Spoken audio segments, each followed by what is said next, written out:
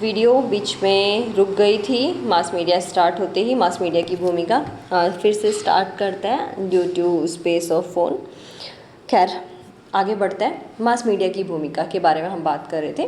तो mass media की भूमिका हर देश में अलग अलग होती है। जैसे लोकतांत्रिक और प्रजातांत्रिक जो देश होते हैं उनमें अलग होती है, और एक अधिनायकवादी जो देश होते हैं उनमें अलग। जैसे चीन और दक्षिण कोरिया है, तो इनमें मास मीडिया की भूमिका बहुत ही संकुचित है। उनको स्वतंत्रता नहीं है कि जो वो चाहें वो दिखा सकते हैं, या फिर जो एक्चुअल में घटित हो रहा है वो दिखा सकते हैं।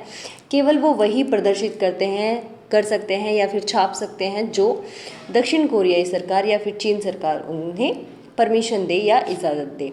तो सरकार अपने हितों की रक्षा करते हुए, हितों को देखते हुए ही न्यूज़ जो भी छपवानी होती है वही छपवाते हैं, जो प्रसारित करानी होती है वही प्रसारित कराते हैं।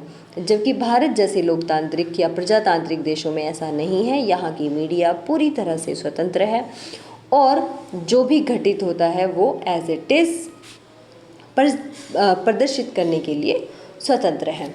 ठीक है, इसी की बात हम लास्ट वीडियो में कर रहे थे। वहाँ पर मैंने रिटेन रूप को पढ़ा था और यहाँ पर एक्सप्लेनेशन इसकी कर दी है।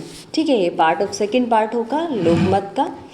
ठीक है, अब चलते हैं मास मीडिया के प्रकार। मास मीडिया किन किन प्रकारों का होता है? तो मेनली नंबर 1 प्रिंट मीडिया, जैसे समाचार पत्र पत्रिकाएं। वर्तमान में आधुनिक सूचना तकनीकी के कारण इन समाचार पत्र पत्रिकाओं के ऑनलाइन संस्करण भी उपलब्ध हैं। आप सबके पास फ़ोन है, पत्रिका कोई लेकर चलेगा या नहीं चलेगा, लेकिन फ़ोन सबके पास है, तो इन सभी चीज़ों को ऑनलाइन भी कर दिया गया है। नेक्स्ट है रेडियो प्रसारण। Number 3 television. Number 4 audio visual साधन जैसे सीडी आदि, जिन्हें कंप्यूटर अथवा मोबाइल पर देखा जा सकता है और कहीं भी ले जाया जा सकता है। नंबर 5 चलचित्र अथवा मोशन फिल्में। Number 6 social media. मोबाइल में उपयोग के कारण सोशल मीडिया का प्रचलन बहुत अधिक बढ़ गया है। सोशल मीडिया में व्हाट्सएप, ट्विटर, फेसबुक, इंस्टाग्राम आदि काफ़ी प्रसिद्ध ऐप्स हैं, जिनके अकॉर्डिंग मास मीडिया का प्रचलन अधिक से अधिक बढ़ रहा है। अब मास मीडिया की भूमिका क्या है अपनी लाइफस्टाइल में, अपनी सोसाइटी में, अपने जो रोज़मर्रा की ज़िंदगी है उसमें मास मीडिया की क्या भूमिका है, ये सभी जानते हैं। हर एक कोई फ़ोन लेकर निकलता है, फ़ोन के बिना कोई नहीं। हर एक किसी के पास अपने गज़ेट्स, अपने लैपटॉप, हर किसी की गाड़ी में radio, TV most of time सुनते ही रहते हैं। तो मास मीडिया प्रसिद्ध विद्वान विबलर क्या कहते हैं, विल्बर स्क्रैम ने प्रक्रिया के आधार पर मास मीडिया की 3 भूमिकाएं बताई मेन। 1 सूचना देना, बिल्कुल ठीक है, निर्देश देना, ठीक है, तथा सहभागिता प्रदान करना। ठीक है, ये तीनों चीज़ें किसने बताई? विल्बर स्क्रैम, प्रसिद्ध विद्वान विल्बर स्क्रैम ने बताया मास मीडिया की 3 भूमिका। 1 सूचना देना, निर्देश देना, और तीसरा सहभागिता प्रदान करना। ठीक है, लेकिन लोकतांत्रिक व्यवस्था में लोकमत के निर्माण में मास मीडिया की भूमिका और भी कहीं ज़्यादा अधिक महत्वपूर्ण है। तो इसके अकॉर्डिंग नंबर 1 राजनीतिक गतिविधियों की जानकारी देना। ठीक है, राजनीतिक गतिविधियों की राजनीति में हो क्या रहा है, कौन अप है, कौन डाउन है, कौन आगे है, कौन पीछे है, कौन क्या काम कर रहा है, किसने किसको क्या कहा, कब कैसे, कौन सी सरकार गिरी, कौन सी बनी, क्या बजट बने, क्या नीतियाँ आई, क्या कानून बने, क्या हमारे लिए नई सूचनाएं आई या फिर नई नीतियों का निर्माण हुआ। ठीक है, वो सारी राजनीतिक सूचनाएं हम तक पहुंचाना, राजनीतिक गतिविधियों की जानकारी देना। राजनीतिक विषयों की जानकारी नागरिक सशक्तिकरण की आवश्यकता की एक शर्त है। इसलिए कहा जाता है कि ज्ञान ही शक्ति है, ज्ञान ही शक्ति है।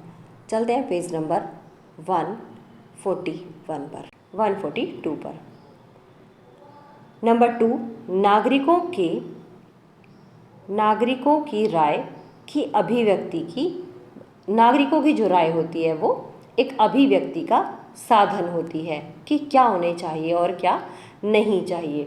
नंबर 3 है राजनीतिक विषयों पर नागरिकों के दृष्टिकोण में सहायता होती है। नंबर 4 राजनीतिक सहभागिता को प्रोत्साहन मिलता है। नंबर 5 सरकार की स्वेच्छाचारिता पर अंकुश लगता है कि सरकार जो चाहे वो नहीं करे, बल्कि जो जनता चाहती है वो भी होना चाहिए। वर्तमान समय में मास मीडिया नागरिकों के सशक्तिकरण की भी एक प्रणाली का साधन बन चुका है, क्योंकि जो भी नया नियम कानून कुछ भी आता है, नीति आती है, उसका सबसे पहले लोगों तक, एक साथ बहुत सारी जनता जनार्दन तक वो उसका वो रूप प्रतिरूप पहुंच जाता है।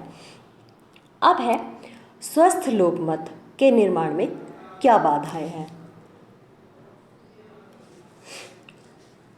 कोई अपनी राय से मत दे और कोई मजबूरी में आकर मत दे, कोई लालच में आके मत दे, तो कोई किसी के कहने पर मत दे।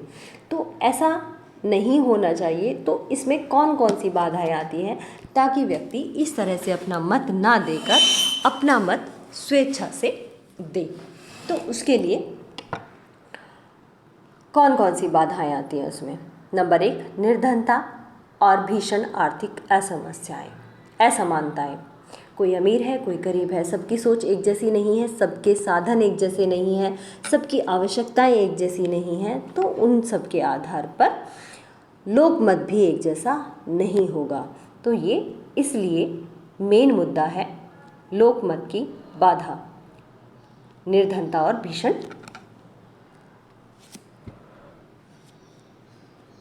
आर्थिक असमानताएं। दूसरा है निरक्षरता और दूषित शिक्षा प्रणाली। किसी के यहाँ पर कोई समाचार पत्र पढ़ जा रहा है, किसी के यहाँ पर कोई सूचना जा रही है, किसी के यहाँ पर कोई सूचना जा रही है। तो कुछ लोगों के पास समाचार पत्र तक आज तक भी नहीं जा पाते। तो उस वजह से कुछ लोग निरक्षर हैं, तो उस वजह से भी उन्हें सही सूचना नहीं मिल पाती। तो ये एक बाधा है।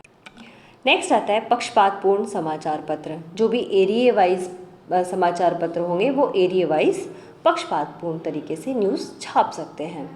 धनी व्यक्ति कुछ भी पैसा देकर अपने अकॉर्डिंग, अपनी स्वेच्छा के अकॉर्डिंग न्यूज़ छपवा सकते हैं। जैसे बहुत सारे फ्रॉड केसेस होते हैं, तो वो उसी पैसे के दम पर होते हैं कि पैसों से कुछ भी फ्रॉड न्यूज़ छपवा ली जाती है और उसका नुकसान गरीबों को भुगतना पड़ता है। नेक्स्ट है दोषपूर्ण राजनीतिक दल। हम ये नहीं कहते कि पूरी राजनीतिक प्रणाली ही दूषित है, लेकिन राजनीतिक दलों में बहुत सारी प्रणालियाँ दूषित हैं जो सही से अपना काम नहीं करती है। 10 में से 4 बंदे ऐसे ज़रूर मिलेंगे जो करप्ट होंगे, जो भ्रष्टाचारी होंगे, जो अपना काम सही से नहीं कर रहे होंगे। तो दोषपूर्ण राजनीतिक दल। नेक्स्ट है सार्वजनिक जीवन के प्रति उदासीनता और राजनीतिक चेतना का अभाव। सार्वजनिक जीवन के प्रति उदासीनता और राजनीतिक चेतना का अभाव। ठीक है, राजनीतिक चेतना के प्रति सभी लोग सजग नहीं हो पाते, सभी लोग जागरूक नहीं हो पाते, क्योंकि राजनीति के अकॉर्डिंग बहुत लोग हराश जीवन जीने को भी मजबूर होते हैं। हर कोई जो राजनीतिक दल होते हैं उनसे खुश नहीं होता। तो सार्वजनिक जीवन में ये उदासीनता बनी रहती है।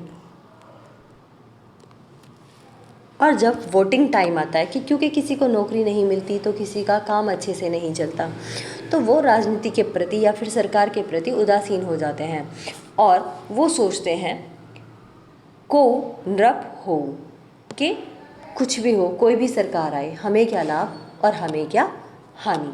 तो इस तरह की प्रतिक्रियाएं लोग देते हैं। नंबर 6 और लास्ट आता है वर्गीयता तथा सांप्रदायिकता। वर्ग अलग अलग होते हैं, जाति अलग अलग होती है, तो उनमें सांप्रदायिकता की भावनाएं आ जाती हैं, स्वार्थ परकता आ जाती है, असहिष्णुता का विकास होता है, संकुचित दृष्टिकोण होता है और जिसके कारण जनमत एक जैसा नहीं आ पाता, तो उससे जनमत को भी हानि पहुंचती है। नेक्स्ट आता है स्वस्थ लोकमत के निर्माण हेतु आवश्यक परिस्थितियाँ। कि स्वस्थ लोकमत हो सके, हम अपनी स्वेच्छा से अपनी स्वेच्छा अनुसार अपना मत दे सकें, तो उसके लिए कौन कौन सी परिस्थितियाँ आवश्यक हैं उस पर भी ध्यान दे लेते हैं। तो नंबर 1, सुशिक्षित और समझदार जनता। ठीक, जनता पूरी तरह से जो मत वो दे रही है उसके बारे में उसको पता होना चाहिए कि वो क्या कर रहे हैं। नंबर 2, आर्थिक समानता होनी चाहिए। नंबर 3, स्वतंत्र प्रेस होनी चाहिए कि प्रेस स्वतंत्रतापूर्वक अपने जो भी सूचनाएं हैं उनको प्रदर्शित कर सके। Page number 144।